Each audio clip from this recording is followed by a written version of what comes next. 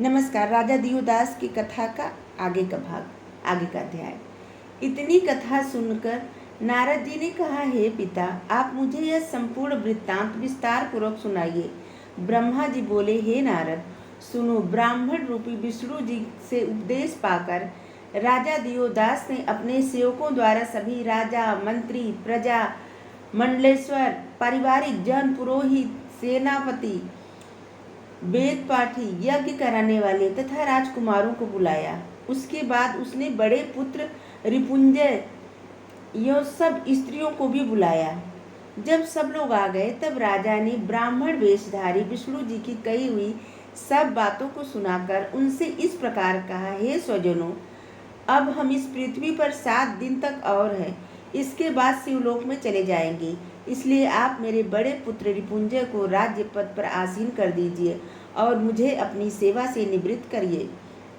हे नारद, राजा दियोदास की यह बात सुनकर सब लोगों को अत्यंत आश्चर्य हुआ, परंतु भय के कारण किसी ने कुछ भी नहीं पूछा। इसके बाद राजा ने संपूर्ण सामग्री एकत्र करवाकर शुभ लग्न में अपने पुत्र रिपुंजय का अभिषेक कर दिया। इसके बाद राजा ने गंगा के पश्चिम ओर एक विशाल शिव मंदिर का निर्माण करवाया। उसने अन्य देशों को जीतकर जितना धन एकत्र किया था और जो धन श्रेष्ठ रीति नीति द्वारा संग्रह किया हुआ था, उस धन को शिवालय बनवाने में व्यय किया। फिर उसने उस मंदिर में नरेश्वर नामक शिवलिंग की स्थापना की। उसका स्मरण करने के मात्र से ही संपूर्ण पाप नष्ट हो जाते हैं। शिवलिंग स्थापना करने पर राजा के हृदय में प्रसन्नता भर गई और उसका मुख सूर्य की भांति चमकने लगा। संपूर्ण सामग्री एकत्र करके शिवलिंग की षोडशोपचार पूजा की।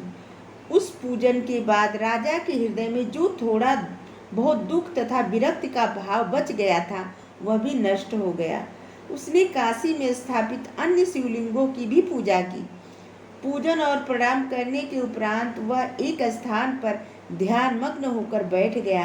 हे नारद जी, विष्णु जी के बताए अनुसार जब 7वां दिन आया, उस दिन एक अत्यंत श्रेष्ठ विमान आया। आकाश से उतरकर उस स्थान पर जा पहुंचा जहां राजा दियोदास बैठा हुआ था। उस विमान में चारों ओर शिव जी के गढ़ बैठे हुए थे। उन सब गढ़ों की 4-4 भुजाएं थीं। उनके शरीर से निकलने वाला सूर्य के समान प्रकाश सब ओर फैल गया। वे सब अपने हाथ में त्रिशूल लिए हुए थे। देखने में साक्षात शिव जी के समान ही प्रतीत हो रहे थे। ऐसा प्रतीत होता था कि संपूर्ण संसार की सुंदरता उस विमान में हो। हे नारद, उन शिव गणों ने विमान से उतरकर राजा के शरीर को स्पर्श किया, जिसके कारण उसका शरीर दिव्य हो गया और शिव गणों के समान ही उसके शरीर से भी वह सब चिन्ह प्रकट होने लगे। इसके बाद वह विमान में बैठकर समस्त गणों के साथ शिव जी के लोक को चला गया। इस प्रकार वह शिव गणों में गिना गया और उसे मोक्ष की प्राप्ति हुई। जिस स्थान से शिव जी के गण राजा को विमान में बैठाकर शिवलोक ले गए थे, वह स्थान भूपश्री के नाम से संसार में प्रसिद्ध हुआ। जिस शिवलिंग की राजा दियोदास ने स्थापना की थी, वह दियोदेश्वर नाम से प्रसिद्ध हुआ है। उस शिवलिंग की पूजा करने से आवागमन का भय नष्ट हो जाता है तथा मनुष्य को अपनी संपूर्ण मनोकामनाएं प्राप्त होती है।